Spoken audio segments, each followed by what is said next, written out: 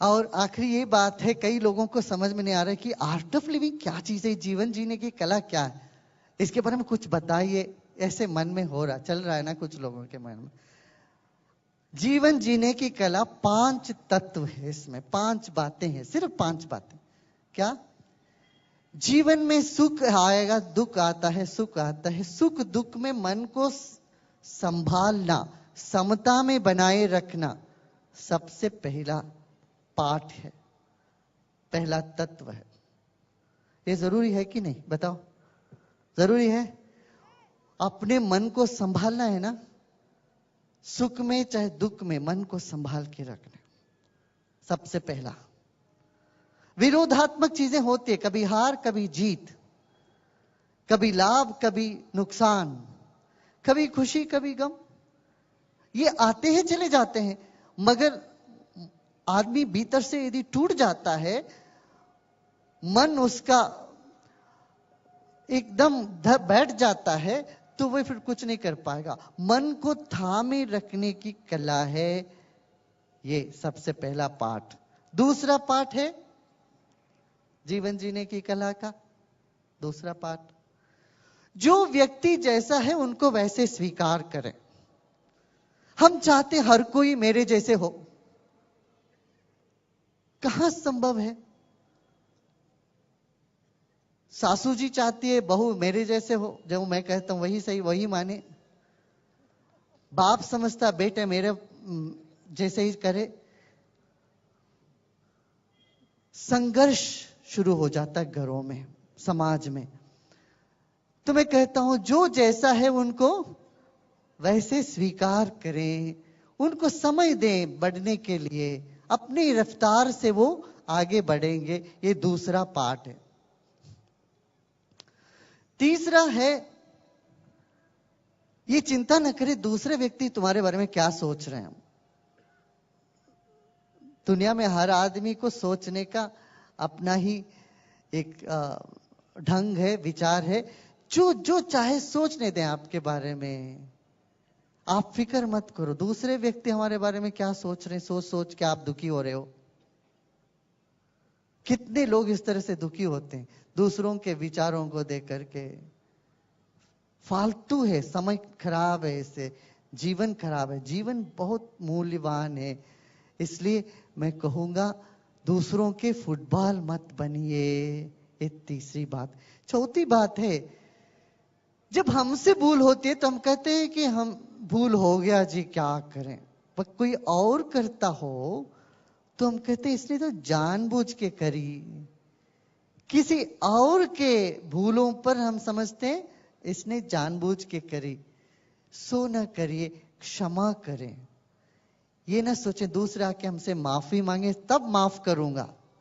मांगे ना मांगे, अपनी तरफ से सबको माफ कर दो कि आपका मन खाली हो जाएगा, आप खुश रह पाओगे, आप हल्का महसूस करोगे। नहीं तो जिसके ऊपर नफरत है वो दिन रात आपका मगज खाता रहेगा, वो व्यक्ति बैठ के, तुम वैसे हो जाओगे उनके जैसे। इसलिए मैं कहता हूं क्षमा कर दो, माफ कर दो। कोई माफी मांगे बिना भी माफ कर दो, तुम कम से कम अपने मन को बचा लेना। क्षमा ये बहुत बड़ी चीज है, बहुत मुख्य चीज है। जीवन में हमें सुखी रहना हो तो एक क्षमा हमारे जीवन में लानी पड़ेगी हमें। हा? अष्टावक्र महर्षि यही कहते हैं, भाई तुम्हें मुक्ति चाहिए तो दया, क्षमा, आर्जव, सरलता, इसको तुम अमृत जैसे मान के जीवन में बना लो। आप अभी कर सकते हो क्या? देखिए आज तक जिन जिन के तरफ तो आपकी नफरत है, कुछ है, द्वेष है, एक ही मिनट लगता है उसमें। 1 मिनट सोचो, चलो मैं माफ कर दिया सबको। कर सकते हो, कह सकते हो? कितने लोग कह सकते हो? हाथ उठाना, हाथ उठाओ, देखो हाथ उठाओ भाई। देखो कितना हम खुश हो जाते हैं, मन प्रसन्न हो जाता है। अच्छा आपको लगता है मुश्किल है माफ करना, मैं एक और उपाय करूंगा। जब गुरुजी आपके शहर में आते हैं, आपका फर्ज क्या बनता है? दक्षिणा देने की फर्ज बनता है नहीं क्या? जब एक गुरु जी अपने घर में गांव में आते हैं तो हमारा कर्तव्य क्या होता है? गुरु को दक्षिणा देते हैं। मैं दक्षिणा के रूप में आपसे 2 चीज मांगूंगा।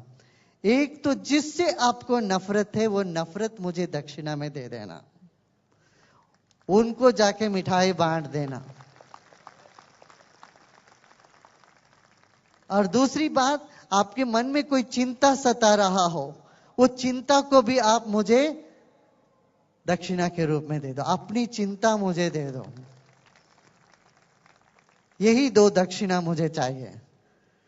आप मुस्कुराते मुस्कुराते रहो, जीवन में आगे बढ़ो, सेवा के काम में लगो, सबकी सेवा करो। वही ईश्वर पूजा है।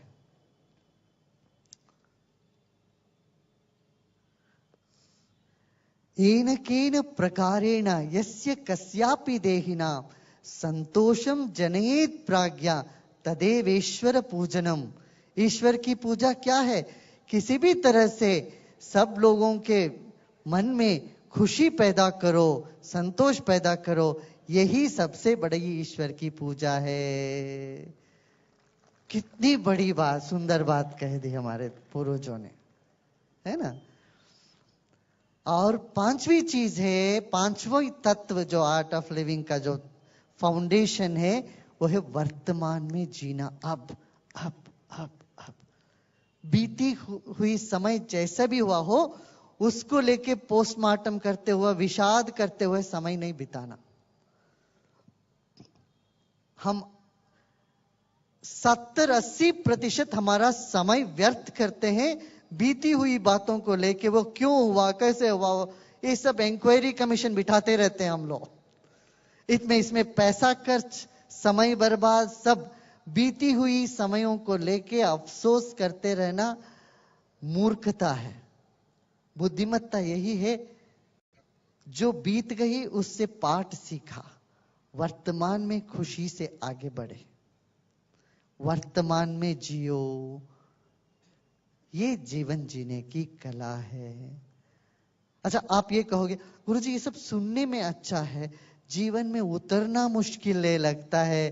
तब मैं कहूंगा सुदर्शन क्रिया करो, प्राणायाम करो, देखो कैसे जीवन में ये सहजता से निखर आएगी।